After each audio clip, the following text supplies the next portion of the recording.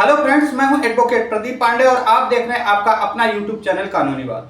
Friends, मैंने अक्सर देखा हुआ है कि कई घरों में सीनियर सिटीजन होते हैं, बुजुर्ग होते हैं, माँ बाप होते हैं, दादा दादी होते हैं। बच्चे उनकी परवरिश नहीं करते हैं, सही तरीके से उनकी देखभाल नहीं करते हैं, उनका कोई मेंटेनेंस नहीं देते हैं, उनकी दवाइयों के, उनकी रोजमर्रा के खर्चों के लिए उनको उपेक्षित कर देते हैं। फ्रेंड्स, हर बच्चे का एक कर्तव्य होता है कि अपने माँ बाप का या फिर घर में जो भी सीनियर सिटीजन हैं उनका ध्यान रखे, उनकी रोजमर्रा की जरूरतों को पूरा करें, उनके दवाइयों को या अन्य खर्चों के लिए उनका भरण पोषण करें। लेकिन कई बार ऐसा होता है कि कुछ बच्चे अपने माँ बाप को उपेक्षित कर देते हैं। जो भी घर में सीनियर सिटीजन है, दादा दादी, नाना नानी जो भी है, उनको उपेक्षित कर देते हैं। उनकी प्रॉपर्टी तो ले लेते हैं, लेकिन जब उनके लिए कुछ करना होता है तो वहाँ पे नकार देते हैं। ऐसे ही लोगों की सुरक्षा के लिए सरकार ने एक कानून लाई हुई है, माता पिता और वरिष्ठ नागरिकों के भरण पोषण के लिए, जो कि एक्ट 2007 में पास हुआ है, जिसके लिए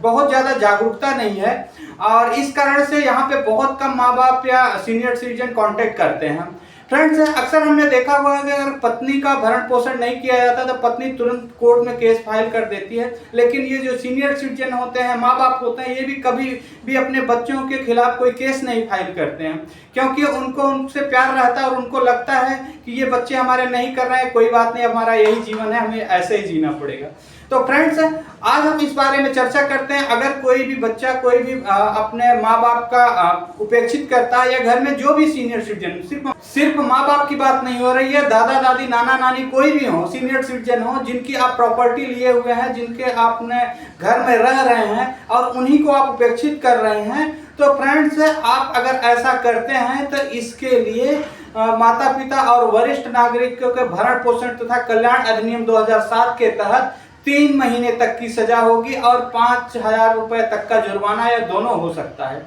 अगर आपके जो भी वरिष्ठ नागरिक हैं घर में, या दादा दादी, नाना नानी, माता पिता जो भी हैं, अगर आपको उन्होंने कोई प्रॉपर्टी दान कर दिया या फिर प्रॉपर्टी आपके नाम पे ट्रांसफर कर दिया, उसके बाद आपने अपना चरित्र दिखाना शुरू कर दिया, उनको परेशान करना शुरू कर दिया, तो आप बिल्कुल भी इस तरीके से नहीं बच पाओगे। अगर माँ बाप ने या फिर कोई भी सीनियर सिटीजन ने अपनी प्रॉपर्टी का दान या ट्रांसफर अपने बच्चों के नाम पे कर दिया है और वो बच्चे उसी प्रॉपर्टी में रह रहे हैं और उनको उपेक्षित कर दिए हैं, ऐसी सिचुएशन में उस ट्रांसफर डीड को या फिर जो रजिस्टर्ड कराया गया है वो भी कैंसिल हो जाएगा। फ्रेंड्स, अगर आपने ऐसा किया तो धारा 23 के अंतर्गत वो senior citizen sub divisional magistrate के सामने एक एप्लीकेशन लगा देंगे कि ये मेरे बच्चे हैं जिनको मैंने प्रेम और स्नेह में अपनी प्रॉपर्टी ट्रांसफर किया हुआ था या दान दिया हुआ था, इस शर्त पे कि ये मेरा देख रेख करेंगे और मेरा भरण पोषण करेंगे, और अब ये मेरा भरण पोषण नहीं कर रहे हैं या मेरी दवाइयों का रोजमर्रा के खर्चे नहीं कर रहे हैं, ऐसी सिचुएशन में दान की हुई प्रॉपर्टी को वापस ले सकते हैं। तो अगर आप इस तरीके से कोई हरकत कर रहे हैं तो आप बिल्कुल समझ जाइए और इस चीज को बिल्कुल समझ लीजिए कि अगर आप ऐसा करते हैं ये एक अपराध है और ऐसी सिचुएशन में आपको जेल भी जाना पड़ेगा। आप प्रॉपर्टी से हाथ धोएंगे, साथ में जेल जाएंगे। अगर माँ बाप के पास या फिर जो भी आपके सीनियर सिटीजन उनकी कोई प्रॉपर्टी नहीं है, उसके बाद भी आपको उनका भरण पोषण करना है। ऐसा नहीं कि सिर्फ आपने प्रॉपर्टी लिया है तभी, प्रॉपर्टी नहीं है तब भी आप अगर उनके बच्चे हैं या उनके पोते पोतियां हैं और वो अपना भरण पोषण नहीं कर पा रहे हैं, तो ऐसी सिचुएशन में आपकी नैतिक जिम्मेदारी के साथ साथ कानूनन भी आपकी जिम्मेदारी है कि आप उनका भरण पोषण करें। तो फ्रेंड्स, अगर कोई भी सीनियर सिटीजन है इस तरीके से परेशान है, उनके बच्चे उनको उपेक्षित कर सकते हैं, तो आप उनको इस बारे में बता सकते हैं, उनको जागरूक कर सकते हैं कि इस तरीके से उनके पास कानूनी सुविधाएं हैं, और उसके लिए वो एक एसडीएम साहब के सामने एक एप्लीकेशन लगाएंगे कि ये मेरे बच्चे हैं और मुझे इन्होंने उपेक्षित कर दिया है और मेरी प्रॉपर्टी भी ले चुके हैं। तो ऐसी सिचुएशन में उनको ये डायरेक्शन दिया जाएगा कि आप इनके मंथली जो भी खर्चे हैं उनको उठाइए। साथ ही साथ अगर कोई प्रॉपर्टी उन्होंने दे दिया है तो उसके लिए भी उस प्रॉपर्टी को वापस ले सकते हैं। तो इसलिए बिल्कुल भी आप सचेत रहिए। आपकी ये नैतिक जिम्मेदारी है कि माँ बाप ने आपको पढ़ाया लिखाया, बड़ा किया है, या उनकी आप प्रॉपर्टी ले रहे हैं तो बिल्कुल उनका देख रेख करें। फ्रेंड्स, अक्सर ये देखा जाता है कि पत्नियां तो बिल्कुल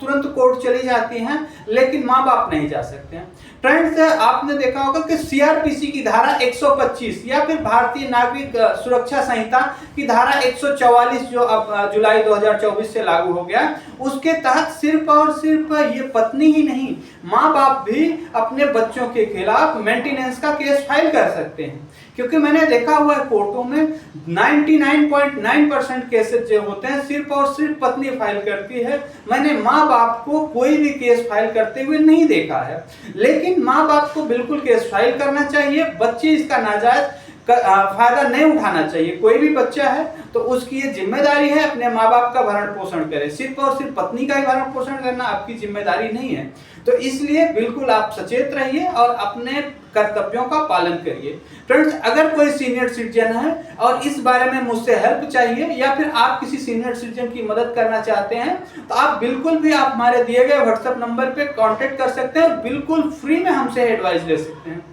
अगर कोई भी सीनियर सिटीजन को इस तरीके से परेशानी है तो मुझे बिल्कुल फ्री में हेल्प करने में बहुत खुशी होगी। मैं ये समझूंगा कि मेरे जो है वकालत करना बिल्कुल सफल रहा। फ्रेंड्स, मेरा मकसद यहाँ पे सिर्फ पैसे कमाने नहीं है कि मैं पैसे कमाने के लिए मैं बात करूं कि पत्नियां इस तरीके से केस कर सकती हैं। पत्नियों के केस फाइल कराने के लिए, उनको ज्ञान देने के लिए बहुत सारे लोग यूट्यूब पे अवेलेबल हैं जो कि पत्नियों के लिए बताते हैं कि आप किस तरीके से पति के प्रॉपर्टी में हिस्सा ले सकते हो, पति की सैलरी में हिस्सा ले सकते हो। लेकिन माँ बाप को, जो बुजुर्ग हैं, उनको बताने के लिए बहुत ही कम लोग अवेलेबल हैं। तो फ्रेंड्स, अगर आपको इस तरीके से कोई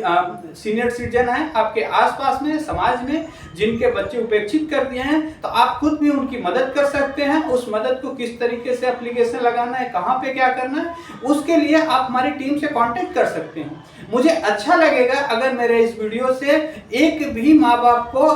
इस तरीके से मदद मिलेगी। उम्मीद करता हूं फ्रेंड्स आपको हमारी दी हुई जानकारी अच्छी लगी होगी। अगर अच्छी लगी तो इस वीडियो को ज्यादा से ज्यादा तक शेयर करें, और जो भी सीनियर सिटीजन है अगर वो मोबाइल यूज नहीं करते हैं तो आपको उनको इस अधिकार के बारे में जानकारी दें और बताएं कि आपके बच्चों का ये कर्तव्य है, वो भी कानूनी कर्तव्य है उनका, इस तरीके से करना पड़ेगा। साथ ही साथ अगर कोई प्रॉपर्टी आपने दान भी कर दिया है या उनके नाम पे ट्रांसफर कर दिया है, उस प्रॉपर्टी को आप वापस ले सकते हैं।